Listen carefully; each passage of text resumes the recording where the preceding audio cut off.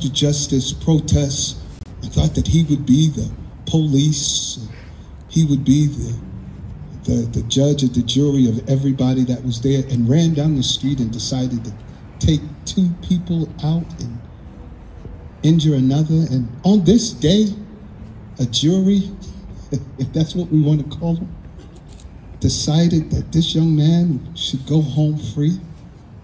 Isn't it something that we would gather tonight? Isn't it something that this young man who, and I'm talking about him, that he would make history after gunning down 2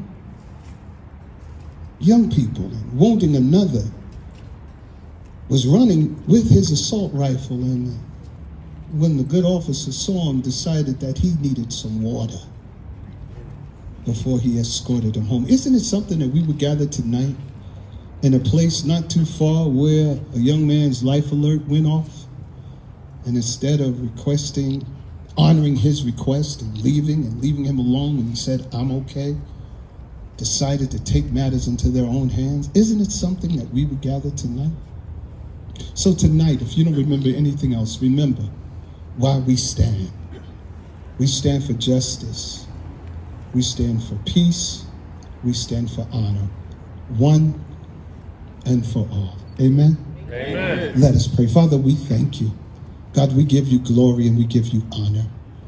God, there are many times that we stand in a place where we don't understand your hand. We can't trace you, but you have taught us to trust you. So tonight we trust you. We thank you for the life, the love, and the legacy of Kenneth Chamberlain Sr. Now, God, I pray for his son, his family, his friends, all of us that have gathered tonight. And I pray, as I do every night, that you would give them a peace that will surpass all understanding. That even in the darkest, heaviest moments, that you would speak comfort to our souls. We gather tonight to celebrate a man, but most of all, to thank you for bringing him into our life. And if we had to come this way to learn a lesson and to stand for someone else, we say thank you. Bless us all tonight. In Jesus' name we say amen. Amen. Amen. Thank you, brother. Let's everybody say 10 years. 10 years. I don't think they heard you up there. 10 years. 10 years. Yes, we are been standing here for 10 years. We've been standing and screaming justice for Kenneth Chamberlain Sr. and his family for 10 years. So let's hope the 11th year we start changing elected officials in the city of White Plains. I'm going to say that again. Because what's the point of us standing here for 10 years and the same people have been elected in office, right? Right? Because we know that the commissioner works at the will of the mayor. And if the commissioner is not going to hold his rank and file accountable to policies and procedures and training, and the mayor doesn't hold the commissioner, then we got to get rid of the mayor. Is that correct? Yes, that makes common sense? Yes, sir. So I hope we don't, we ain't going to see Thomas Roach running around here again, because then we're not doing our job. We're not holding ourselves accountable to what we preach. Because if we preach justice, we got to go to the voting booth and vote for justice. Yes, sir. All right? So next up is Joe Boykin. He's gonna sing a song dedicated to Kenneth Chamberlain Sr. and the Chamberlain family. Joe Boykin. Peace, everybody. This is before I utter a word of song. I'd like to give honor to my ancestors who spirit lives today in the water that surrounds the world. And thank you for everything. And Brother Chamberlain, you're a brave man, and this is for you, brother. Hang on to the world as it spins around. Just don't let the spin get you down. Things are moving fast. Hold on tight, you will last. Keep your self-respect, no matter how many pride. Don't you let the world feel your life. Never mind your fears, brighter days will soon be here. Take it from me, someday we'll all be free. Ooh, take it from me, someday we'll all be free. I don't believe you heard me, brother. Take it from me, someday we'll all be free. Thank you, brother.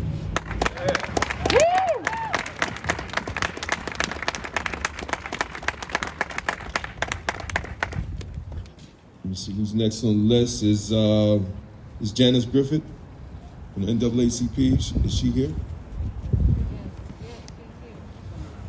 Lena Anderson, I think, right?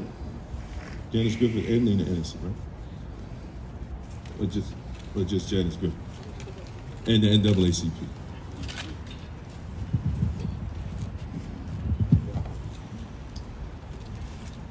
Good evening, Ken.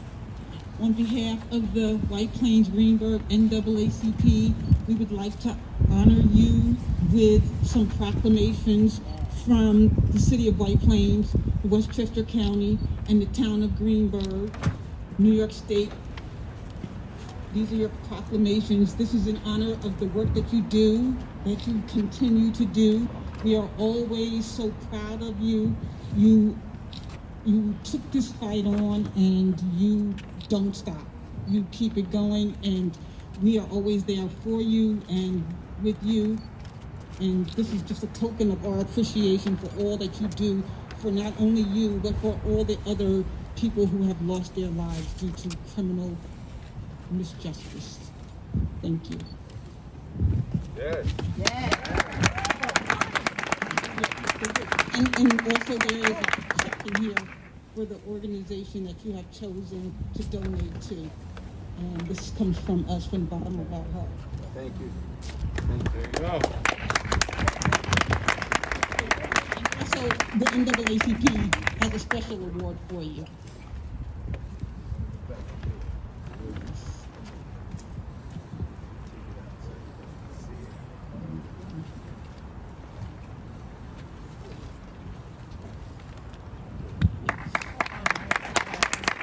We're so proud of you. We are so proud. Thank you. Come on, let's get a louder clapping now, y'all. Come on now. Come on, y'all gotta make some noise. We gotta let them know we here. We gotta let them know we here. See, because if they're not gonna respect the Chamberlain family, we have to show respect for them. Yes, sir. We have to let them know that they are our family. That Kenneth Chamberlain Sr. is our brother, is a father, is an uncle, is a co-worker. You know, he worked up at the penitentiary where I work up right now. He's an elder in the law enforcement community. So we got to let them know that they're loved. And we've been doing it for how long? 10 years. Say it again, how long we been doing it? 10 years. All right. We got to keep reminding ourselves. Next up is Gabrielle Bennett from the Anti-Police Terror Project and Justice Teens Network from Oakland, California. She came all the way over to the other side of the continent to speak justice. Thank you, everyone. My name is Gabriella. I am not a public speaker. This is my first time doing something like this. So bear with me here. I'm here tonight representing the Anti-Police Terror Project and the Justice Teams Network. The timeline of how I ended up here started on Wednesday when Kenneth very graciously agreed to screen the film about his father's death for our general meeting. As we watched the film, and Pat Brooks, who is our the co-founder of APTP and our executive director of the Justice Teams Network, was in conversation with Kenneth, we realized that we wanted to mobilize to get at least some support out here for him, and so bought a ticket yesterday morning, and here I am. So, like I said, I'm here tonight representing APTP. We are a Black-led, multiracial, multi-generational community group based out of Oakland, California. And we are a group of folks who are working together to dream up a better world for all of us. And we are dedicated to interrupting and eradicating state violence wherever it exists. And we believe that one of the best ways to do that is by providing good community responses and good community programs that can serve the purpose that these law enforcement officers say that they're there to do. So one of the programs that we've started at APTP is a program called Mental Health First. So it's a non-police alternative mental health crisis line that folks can call. We're currently operational on Friday and Saturday nights from 8 p.m. to 8 a.m. when there aren't any other mental health service options. And so we really truly believe that we are the ones that take care of us and that we keep us safe, and that we need to work together in order to create the reality that we all deserve. And sorry, let me open my eyes.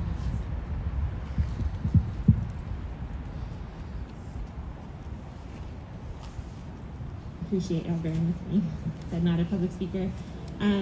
So APTP wants to say that we stand in firm solidarity with the Chamberlain family and your fight for justice and accountability. Anytime you call on us, we will be there. We are committed to supporting your call for accountability.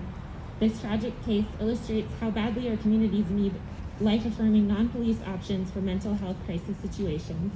A mental illness should not be a death sentence. We've seen so many cases like this. I'll say that again. A mental illness should not be a death sentence. We've seen so many cases like this, where someone is in crisis and in need of compassion and care, but instead they're met with police violence. People with mental illness are far more likely to be hurt or killed by police, and it has to stop. Police shouldn't be doing wellness checks. It should be trained healthcare workers. In order to save lives, we have to reduce the number of contacts police have with vulnerable members of our community. Absolutely. And then, sorry, just one more time to reiterate, specifically from Pat, whenever you need us, APTP is ready to mobilize. The forces that are affecting all of us, they work across the country in tandem, and so we need to work together, and we need to out-organize those forces in order to take care of our people, because we keep us safe. So we do this chant at APTP. I'm going to try to do it. So I'm going to say, who keeps us safe? And y'all are going to say, we keep us safe. Who keeps us safe? We keep us safe. Who keeps us safe? We keep us safe. Who keeps us safe? We keep us safe. Thank you. Thank you. Great job, Gabby.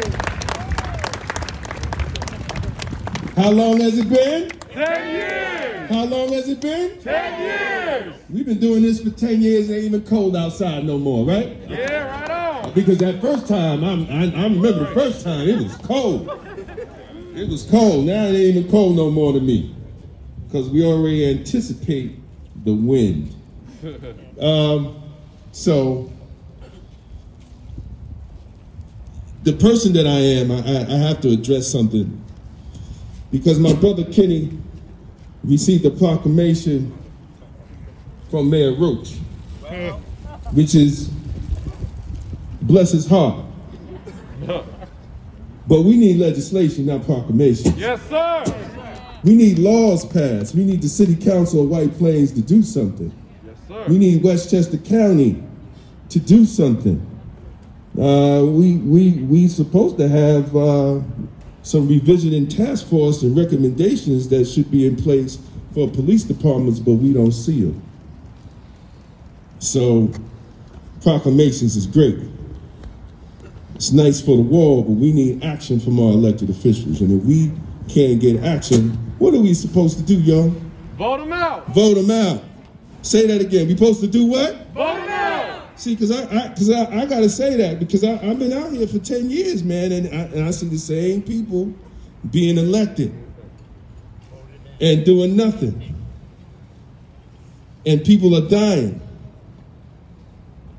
Our young boys are dying. They're being shot and killed by police, and there's no accountability. So we have to be accountable to ourselves. If they're not going to be accountable, to put new people in with new ideas, and that's going to see a vision of true justice in the law enforcement system. So next up is Reverend Ramal Smalls, assistant pastor at Grace Baptist Church, representing the great man, Reverend Richardson.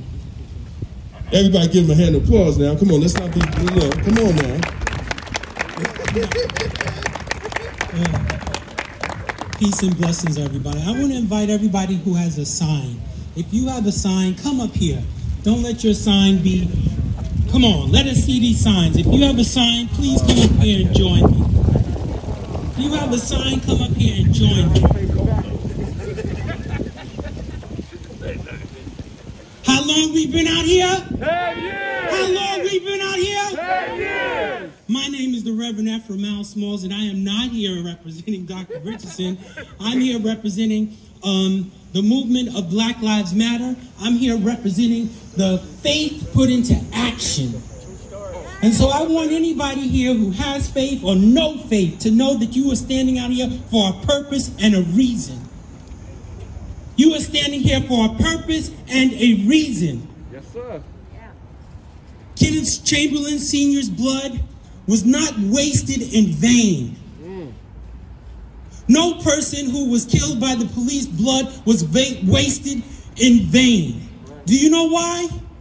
Because I believe in a faith that tells us that you and I are the hands and the feet of the divine. That's right. You and I are the hands and the feet of the divine.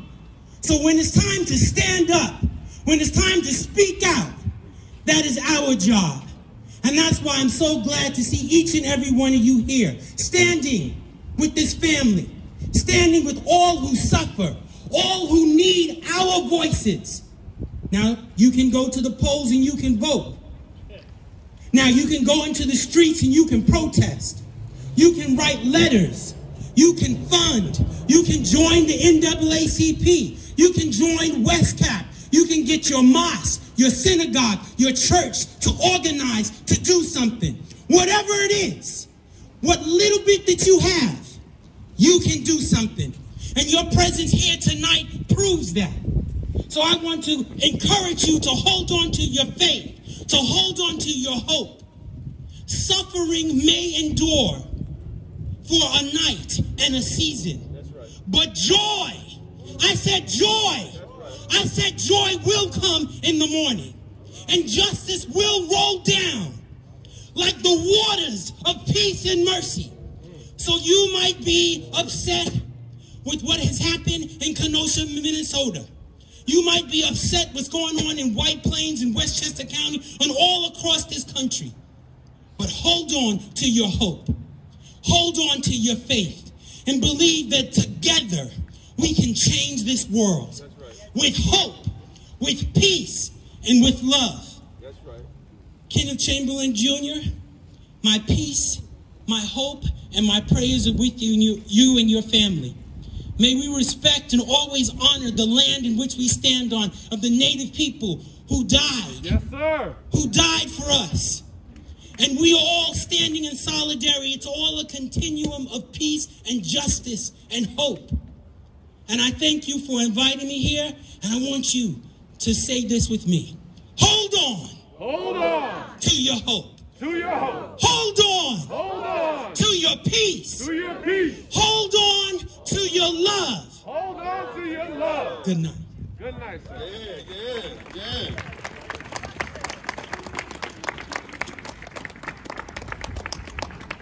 Is Tasha Young here?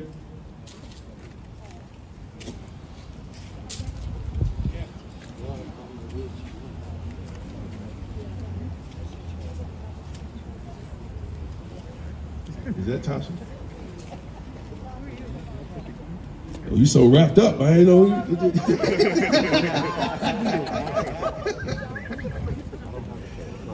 Oh my God. Thank you to the last speaker, and thank you to all the activists and everybody who put this rally together. To my brother Kenneth, I love you, support you, pray for you endlessly. And I just want to say, on this day 10 years ago, when Ken's dad was taken from him in a wrongful death, murder, that I want us to all for a moment put ourselves in Ken Jr.'s shoes. For a moment, think about the feelings of loss and anger, hopelessness, rage, sadness that he must have experienced at the news of what happened on this day 10 years ago. And then for a moment, I want you to think about the resolve that he has had to fight and demand change and justice for his father. Think about that. Could you do it? Could you do it while bearing the grief, being a father, being a son, having to get up and go every day with disappointment, expecting that your government will work for you the way it does for others, and not getting that day after day, year after year? What would you do? How would you conduct yourself? Well, I'll tell you what this man has done in the past 10 years. I stand in awe, because I don't know if I could do it. He's a better person than I am, because in that time he has pursued and completed his bachelor's degree. Right on. He has started a movement that birthed the Westchester Coalition for Police Reform. There you go. And if any of you work in government, you know things you have to continually push and demand and agitate, because it's very easy for our elected officials to fall into inertia. But you must remember that the people still hold the power. Right. And this man, out front and behind the scenes, has been working for justice and police reform for 10 years. 10 years. 10 years. For 10 years. Both of them. But along with the pain and the disappointment, as I mentioned earlier, this brother has suffered an additional loss in his family and still continues to inspire each and every one of us to continue this charge. So this is a call of action. I so appreciate what the last speaker said. Whatever it is that you do, when you do it in terms of the justice that we are fighting for. Amplify these voices tonight. Make your light shine in your own spaces where none of us are there. Sometimes you're the only one that could speak up on behalf of Kenneth Chamberlain Sr. So please make sure that you carry this torch and that you tell more people that the power belongs to the people. We all deserve to be safe, and we all should have the expectation of safety and accountability from our government. So continue the charge, Ken. I'm so proud of you. There's more accomplishments that he made. Of course, the proclamations are one thing, but he's not doing it for any of that. He wants justice and he wants change, and together we can achieve that. So let's do our jobs. Let's continue to push and to agitate and tell more people about the movement, because you will have your justice. You will have your justice. Well. because we're going to make sure that we continue to stand next to him until justice comes. Thank you very much. Yes, yes, yes. We want justice. And how long has it been? I gotta keep saying that. Next up is my brother Jalal Sabor from Sweet Freedom Farm / Westpac.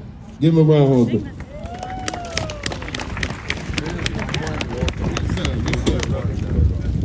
Hey, good evening, y'all.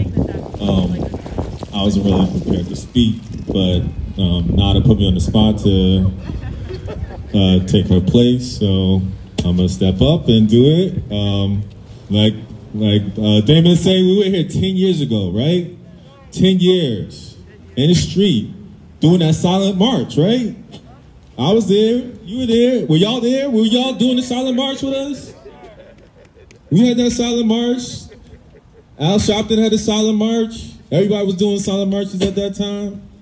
I'm just reminiscing. But I was thinking about it, man. Like, I wish, I don't know, like, was that the thing to do? Do that silent march? Did they hear us being in silent marches? We need to scream, right? We need to let them know. We can't stand for that anymore, right? Yeah. We're not standing for that, right? Yeah. So, real quick, just to say who I am. 10 years ago, I was here fighting for Kenneth Chamberlain Jr.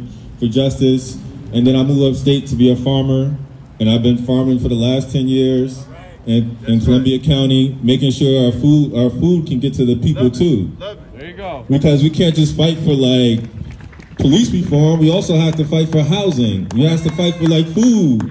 We have to fight for healthcare. We have to fight for education. We have to fight for all these things. And the only way we could do that is allyship, right? Working with Westpac, working with other different people. We have to create these coalitions of all different races, all different creeds, all different genders, and creating an alternative. So my thing is grow food, not prison, right? Can I get that? Yes, yes. Grow food, Not prison. grow food, Not prison. grow food. Not prison.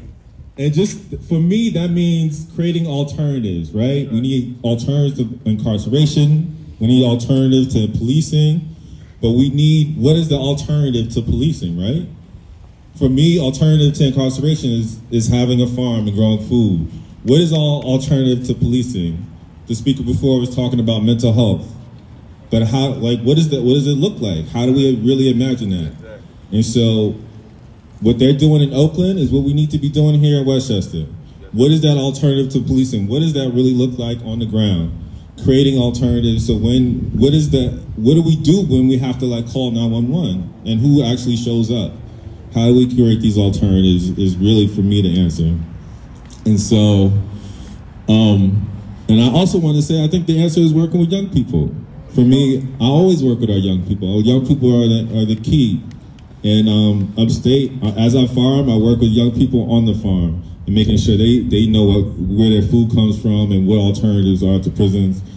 And so every time they leave, we say this chant in honor of our ancestor Asada that is in exile. If y'all know this Asada chant, I just want to end with this Asada chant. Who knows the Asada chant? You know it? Okay, help me out, Tasha. It is our duty to fight for our freedom. It is the duty to fight for our freedom. It is our duty to win. It is our duty to win. We must love each other and support each other. We must love each other and support each other. We have nothing to lose but our chains. We have nothing to lose but our chains. Again, it is our duty to fight for our freedom. It is our duty to fight for our freedom. It is our duty to win. It is our duty to win. We must love each other and support each other. We must love each other and support each other. We have nothing to lose but our chains. We have nothing to lose but our chains. One more time. It is our duty to fight for our freedom. It is our duty to fight for our freedom. Louder. It is our duty to win. It is our duty to win. We must love each other and support each other. We must love each other and support each other. We have nothing to lose but our chains. We have nothing to lose but our chains. Break those chains, y'all. Woo! That's what I'm talking about. That's what I'm talking about. Brother's talking about farming. God is in your vegetables. Y'all know I was gonna fit that in somewhere, right? You know me, I was gonna talk about that. And I'm glad he brought that up, because we have to also, in police reform, we definitely have to address police officers' mental state of mind. See, let's not forget that, because we have, being in law enforcement, we have high blood pressure, high cholesterol, diabetes, and when you have a lack of blood going to your brain, you make bad decisions. Right on. You don't think right. And you make decisions that sometimes take people's lives. So we have to address the mental thinking of these officers. And we have to know how to deal with these officers properly, because some of them ain't thinking well.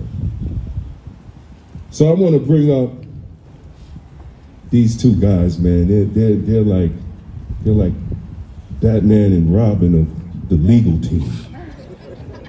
They're bad, man. These dudes is bad. You know, they're known all over the East Coast, maybe all over the world. He's like, maybe. I want to bring up these two men that I admire so much, man.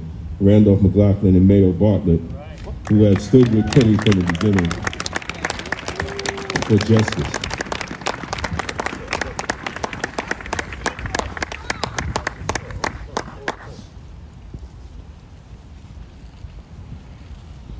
Good evening, everybody.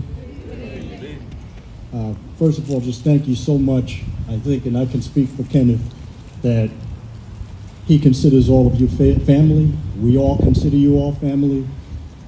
Many of you have been here for 10 years. Many of you have been doing this work before Mr. Chamberlain lost his life. And many of the things we're asking for today, we've been asking for before I was born, before any of us were born. And I just have to go back to what Brother Damon said, and some of you may not know, but he's written a book on keeping ourselves healthy in terms of our diet, what we consume physically, but also what we put into our minds and our spirits and our souls. And we talk about, lots of times, policy. We spent a lot of time talking about policy over the last 10 years in legislation. And we need more than just gubernatorial executive orders that can be undone. Okay, so lots of times we'll have something and it's here today, tomorrow morning there's a new governor and it's done. It's undone. What we need is something that's going to be a law, something codified. But in addition to being codified, it's the accountability. Because we're talking about what's done in Oakland. We have that here. So lots of times we don't know what we even have here, but we do have changing the way that we handle mental health services. But if you stop and think about it, what really makes somebody decide how they're going to conduct themselves? When you're a child, what makes you stop and say, hey, maybe I shouldn't do this? Okay, I remember going to the mall with my kids, they were little kids, they were 3 and 6, and there were other kids running all over the place and, you know, just knocking people down and everything. And my son said to my daughter, can you imagine what would happen if we did that? And this little girl looked up at me and she said, bad times, bad times. That's what she said. So if she knew that, it's important that the police understand that when they don't do what they're supposed to do, it's going to be bad times. And so far, we haven't made anybody understand that. So far, when we go vote, we think that if the mascot we choose wins, we win. Okay? And so that's not necessarily the case. You know, we need to make sure that we cultivate elected officials. And when we see elected officials like Christopher Johnson, who's here every year, every single year, and he's not a White Plains elected official, county legislator from Yonkers, every year is here. Never is concerned about being seen here with us, whether there's a movie or there's not a movie. Okay, that's not why he's here. So we need to support people like that. Make sure that we understand why we're voting for somebody. Make sure that our issues are the issues that our elected officials think are important. So we're always told there's not enough money to do the things we think are important, but we spend $208,000 a year for somebody to spend 1 year in Rikers Island. We spend $6,200 per month per person for somebody to be homeless in Westchester County. For $6,200 a month, you could probably take your choice of an apartment here. You could have a house pretty much in most places in Westchester County, and you could be the only one who lives there. So $6,200, no services, no job, no future. And we support that. As Brother Daniel said, as all of the previous speakers said, when we come out and we continue to support the same people without requiring any kind of change, we're basically validating that and saying it's okay. So it just strikes me, and I want to end just talking about, let's look at the person, because we come out and sometimes we forget why we're here. Okay, we're here because Kenneth Chamberlain Sr. lost his life unnecessarily on a medical call. That's why we're here. If that hadn't happened, we wouldn't be here. As a result of that, we've built a very strong coalition, and we've watched his son bloom into, in my mind, an unparalleled leader. We've had a chance to see that happen. And many of us may not have known Kenneth Chamberlain Sr., but I can just tell you, I'm thankful to him every day for the gift that he gave us in his son.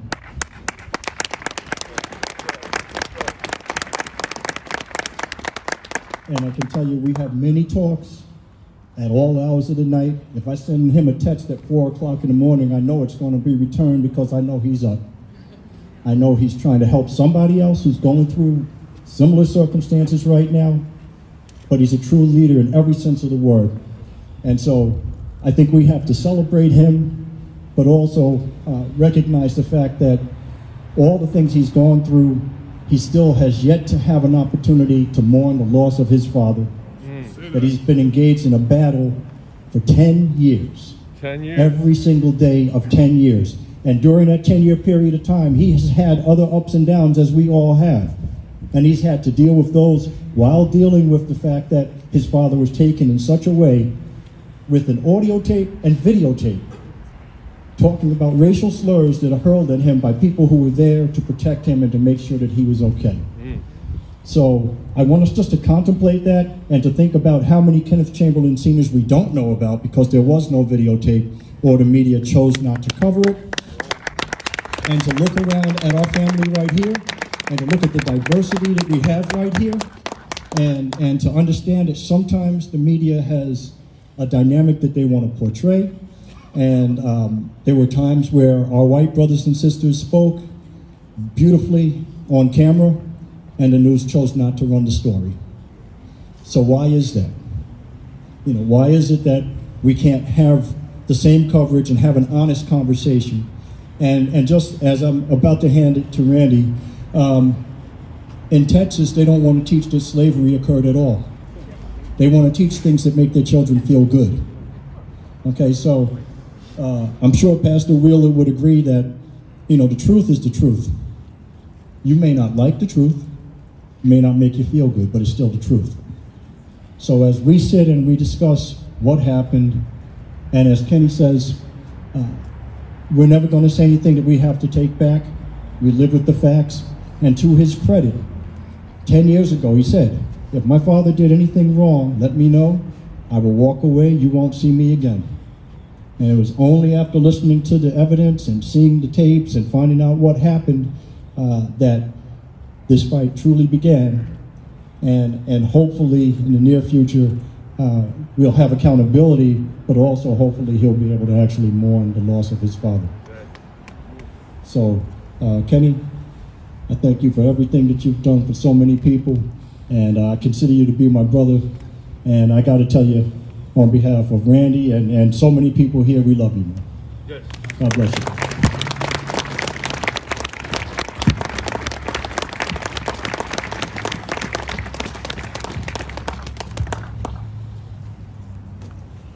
Thank you all for coming out tonight.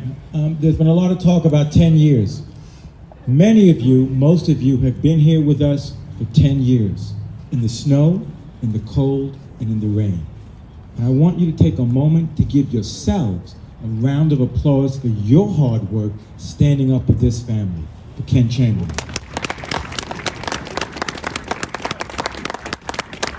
Now, I've got the not so exciting task of telling you all about where we are in the legal part of this case. So as you know, the appellate court reversed a lot of the decisions that came out of this district court right down the street here and sent the case back down to trial. And the appellate court asked a series of questions. If White Plains cops were coming into Mr. Chamberlain's home to render medical aid, why did they come with shotguns, 9mm, beanbag shotguns, and tasers? That's not what you bring to a home when you're trying to help someone out. That's what you bring into a home when you're trying to kill someone.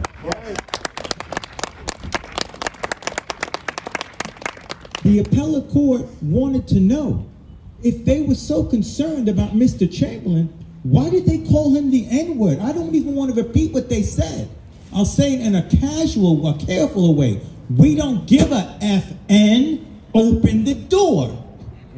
Now, let me ask you a question. I don't care who's on the other side of my door. If somebody's addressing me like that, they're going to have a problem. Okay? So these cops had a problem. The problem didn't start with Ken Chamberlain. The problem started with their bias, their racism, and their hatred of people who lived in that building, in the Lindbrook Project, who lived over there, and the people who have mental illness. Ken Chamberlain Sr. had 3 strikes against him as far as White Plains was concerned. 1, he was black. 2, he lived in public housing. Maybe you all don't know this, but the cops here had a key to every apartment in those projects. Can you imagine the police having a key to your apartments? And the court didn't seem to have a problem with that. I mean, honestly, when we presented the case to her and we talked about what these cops did and how they came into his apartment, the court didn't have a problem with anything they did. Even said that they were kind of kind to him. I'm like, what? So, but after calling my partner and I, we thought maybe we were through the look glass. Maybe we weren't looking at this right. Maybe we were wrong. But no, the court was wrong. Because those 3 judges up in the appellate court sent it back down, and every decision she made to toss this case was reversed. Right on. And now, the city of White Plains, after 10 bloody years, they made a motion to dismiss the entire case again. Again. We just finished writing a brief in opposition to that motion, and I tell you, I will eat my hat if this judge has the audacity to grant that motion. There you go. We're going to try. Yep. We're going to try the city of White Plains, and when we're done with them, they'll pay this family for what they've done to their father and their brother and their uncle and their family member. Yes, sir. Wrong is wrong. Wrong is wrong. And I frankly do not understand how any elected official here can give this man a proclamation. Words are cheap. Words are cheap. That's right. Don't sign your name to a piece of paper and give it to him. Where were you 10 years ago when you bloody cut him down? Yes, sir. You didn't say I'm sorry then. You didn't give him any condolences then. You sent him an email or a letter. We're sorry your father died. Seriously? Keep your proclamations and shove it in the toilet, because we don't need them. Yeah. We don't need them. We need justice. We need accountability.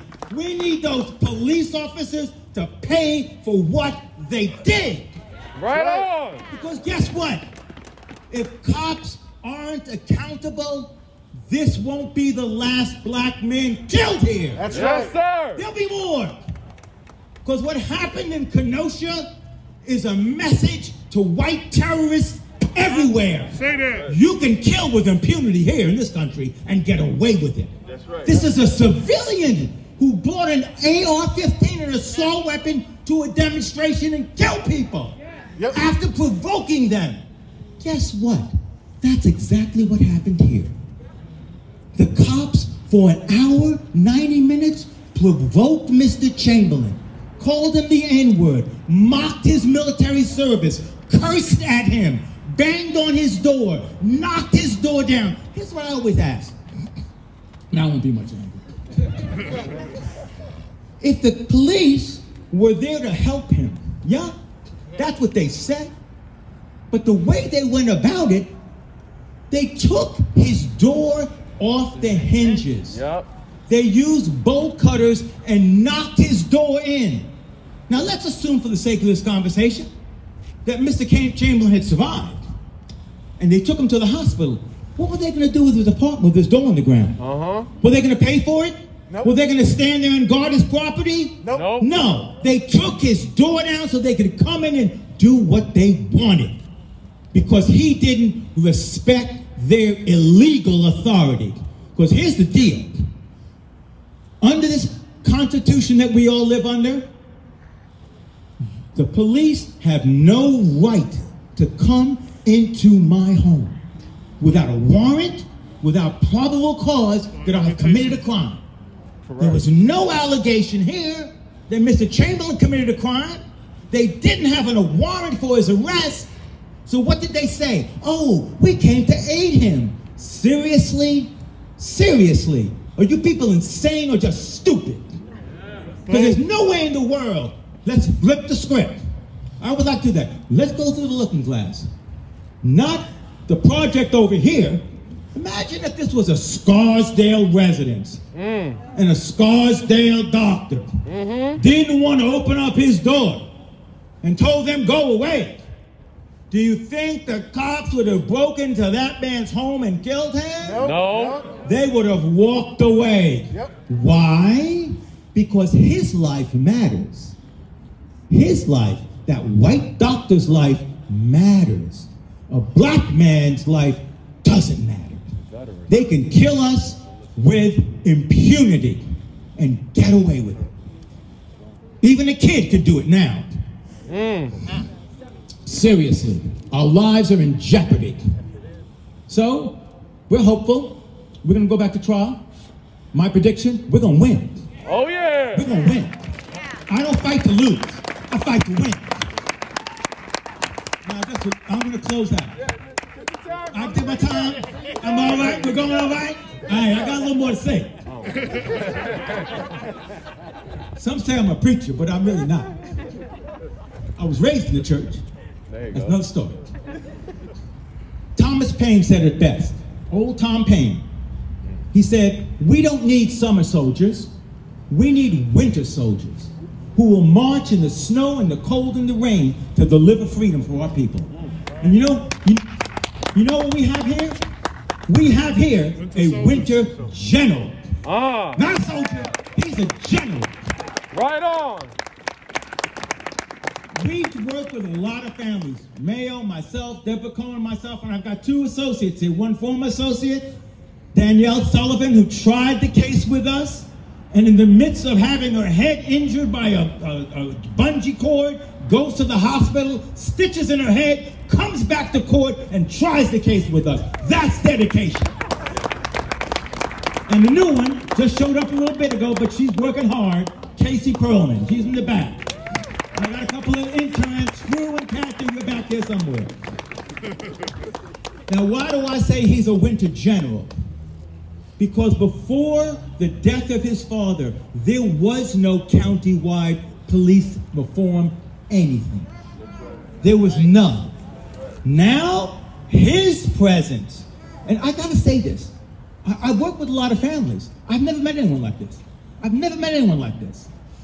He is the most disciplined, steadfast, steady. I never see him get angry. I see him get emotional sometimes, and he has a right for that. He brings families from all across the country who have faced police violence and celebrates them every day. He is what a true leader is, not some of these other folk who want to run behind dollars. That's not what he's doing.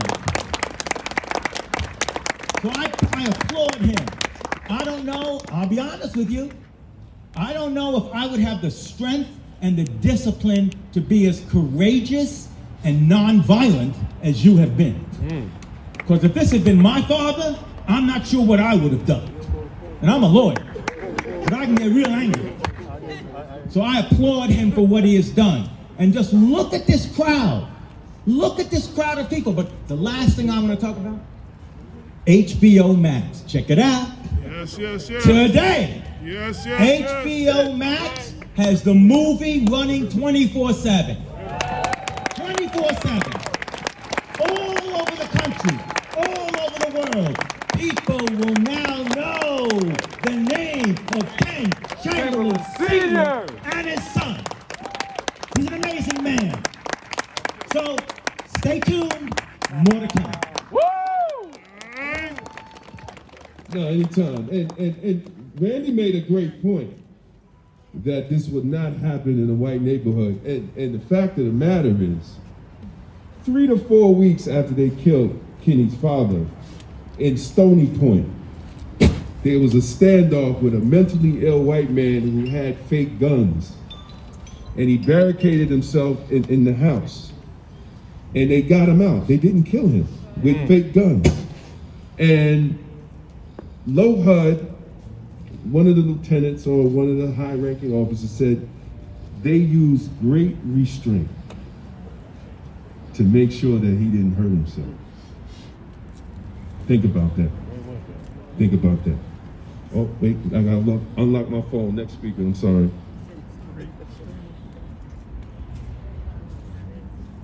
Next up is Melissa Thompson from the Deltas.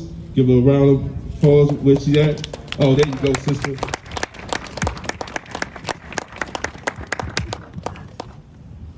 Good evening, everyone. Good evening. Please excuse me for looking down at my phone, but I don't want to miss anything. So, my name is Melissa Thompson, and I stand here on behalf of the Deltas, Westchester, sorry, excuse me, okay. I stand here on behalf of my sisters of the Delta Sigma Theta Westchester Alumni Chapter.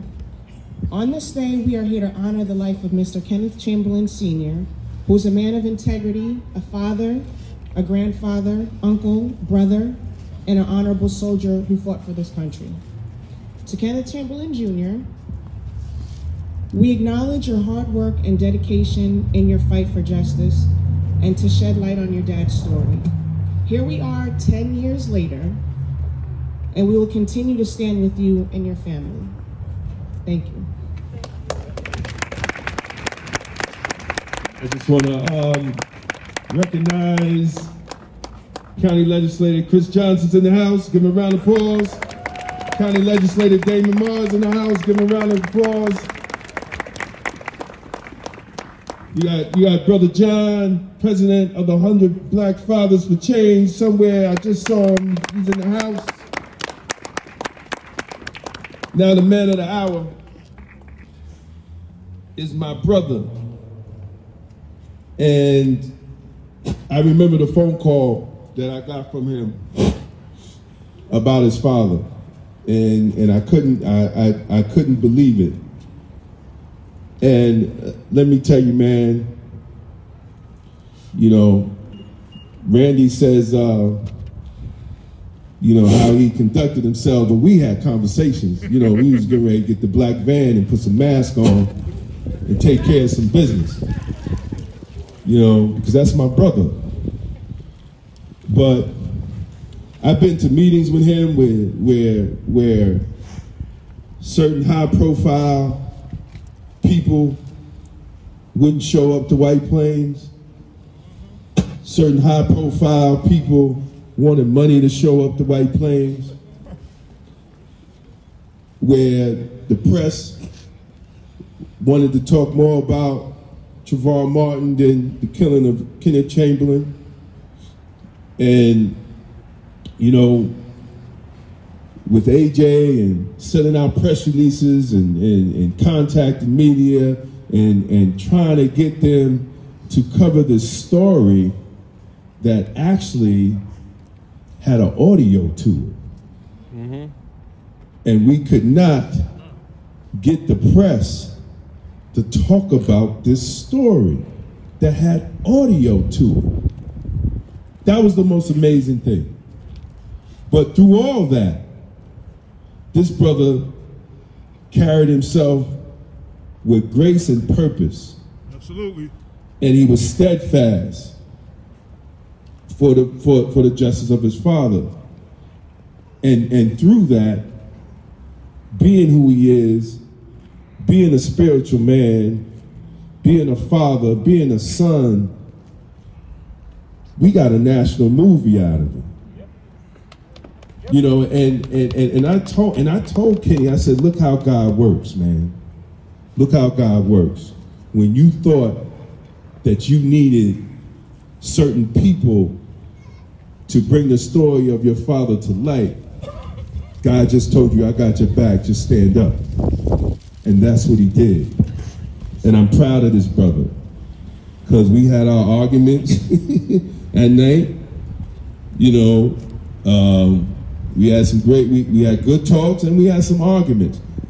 Not that we was arguing, but just how do you proceed and what is the process?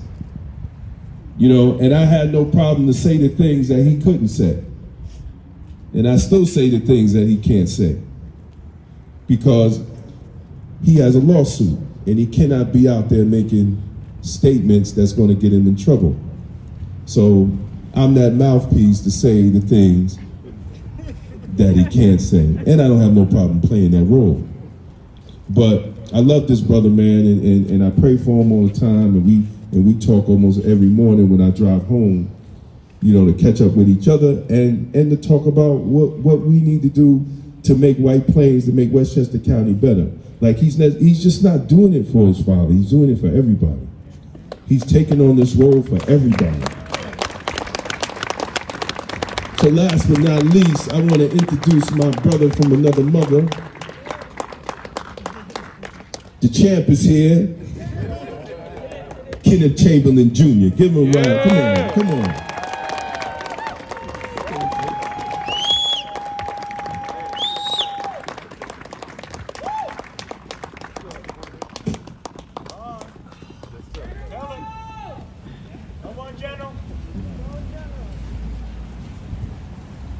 I really don't even know what to say right now at this point.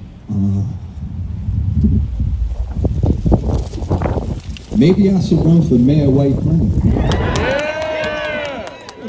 Go for the Senate! But seriously, 10 years, you know, many of you have seen me put the hashtag Justice for Kenneth Chamberlain Sr. on every post that I put on social media. I would put that hashtag. And I had people ask me, what does Justice for Kenneth Chamberlain Sr. look like? I don't know. Because I've never seen it. Because a city still refuses to admit accountability or any type of wrongdoing in the killing of my father. So I can't tell you what justice looks like, but I can tell you about injustice.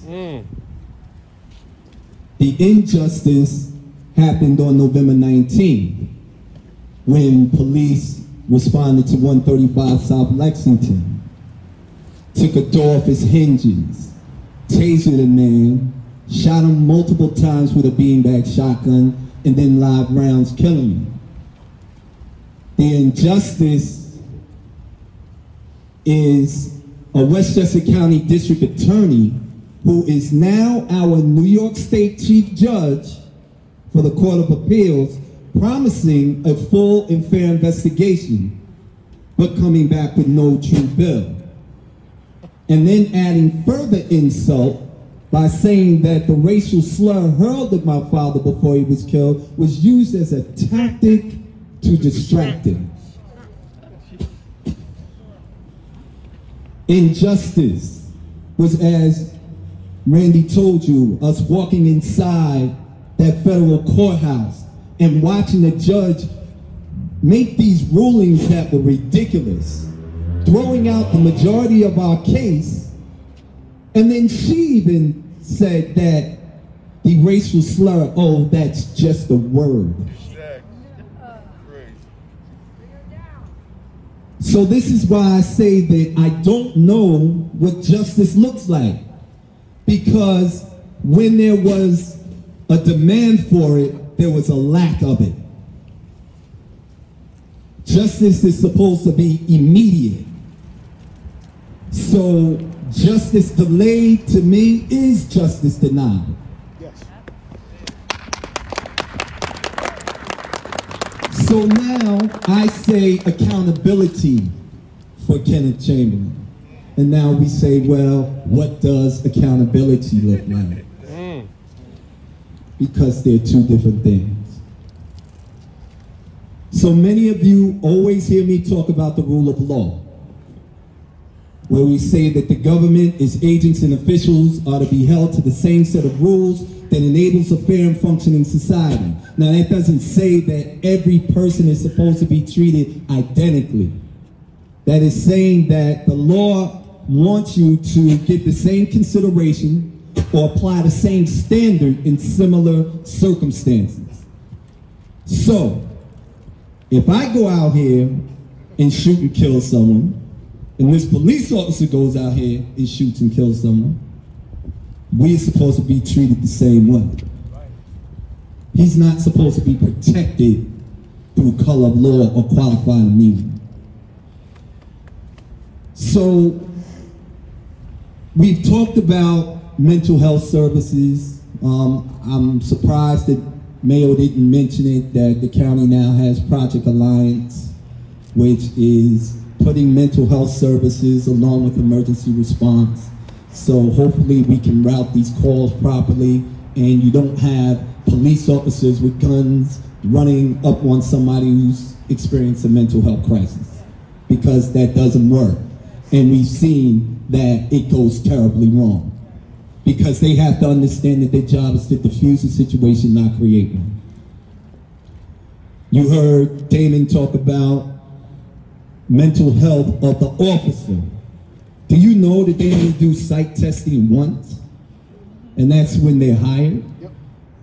They should be, that should be an annual thing, that police officers should be evaluated for mental health. Because we don't know what they've experienced on the time that they've been on the job. So it's very important. We talk about educating people. What do you do if you're stopped by law enforcement? Or as my brother says, how do you survive a law enforcement encounter? Putting laws in place, having legislation passed, doing away with things that protect police officers like qualified immunity.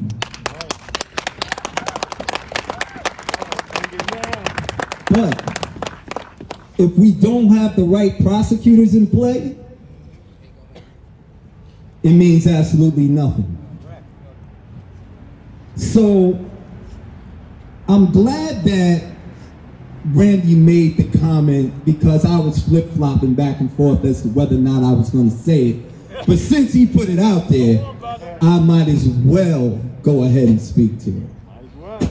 How in the world can you fight a family for 10 years, but give me a proclamation saying that November 12th is Kenneth Chamberlain Jr. Day? Exactly. That sounds hypocritical to me. It is. So, I need your help, because I've been sitting with this ever since I received it, and I'm grateful to the White Plains Greenberg NAACP for recognizing me. I love them. Oh, and I see my boss here, the president and CEO of the Urban League, Mr. Ryan Sampson. I just want to let you know that I have agreed that we are going to work with the NAACP with the Senate. But we'll talk about that later. There you go. So, I'm sorry. So, I need your help. If I go to City Hall, to the Common Council, and I'm in there and I'm demanding accountability for the killing of my father. Oh, that's just Kenneth Chamberlain Jr. We expect him to do that. If Mayo doesn't, we expect Mayo, Randy, we expect. But how about all of you come with me to the Common Council meeting? All of you, and you sign up to speak, and you ask the mayor, why are you still fighting this family? How can you put together a police reform task force to reinvent and reimagine what policing can look like, but you still fighting the family? Does that make sense? No. Absolutely not. If it does to somebody, please explain it to me, because I don't get it. And then, you know, we talk about laws, right? So we've got Legislator Johnson here, we've got Legislator Marr here, two good people. So we'll let y'all know that you can go back and you can tell the other legislators that we are coming there next. Because we have to go there too. So I'm very serious about going to the Common Council. So I don't want people to say, yeah, and then we're not going to go. Are we ready? We have a table in the back over here for the Westchester Coalition for Police Reform. Put your information there. Yes. We will coordinate that. I guess it died. I don't care. Y'all can still hear my mouth. Yes, sir. I got a big mouth. You know. Did it work? Dead? Don't worry about it. Anyway, we'll do that. Make sure you register with the coalition, and we will send the email out. And whenever we figure out what the best day is to approach the Common Council, we go there. Some of you sign up to speak, and you ask the mayor why you still fighting the change. Every day's a good day. Okay? Let's go address them every day. So, this is my request to all of you who ask me, what can we do to help you? This is what you can do to help my family. All right. Pick a day. Okay? So, again, I want to thank all of you for coming out to the coalition. Thank you so much for putting this together, because I certainly couldn't. I just got one more thing that I got to say. I want my sister to come up here real quick. I usually keep her in the background because she gets on my nerves, but she's my sister. I love her to death. I don't like her, but I love her. All of you who have siblings understand what I mean when I say that, okay? So, when my father got the Life Aid device, it was at the request of my sister.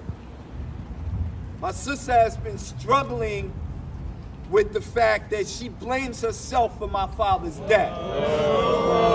No, definitely not. And I want her to know in front of all of you that, no, it was these people that killed That's right. Not you. That's not on. It wasn't you. They killed your father, not you. Don't you let that eat you up. No. Let it go. Let So it go. White again, man believe. I want to thank all of you. Amen. May there be accountability for Kenneth Chamberlain Sr. and may there be accountability for all families that are impacted by police violence. Thank you.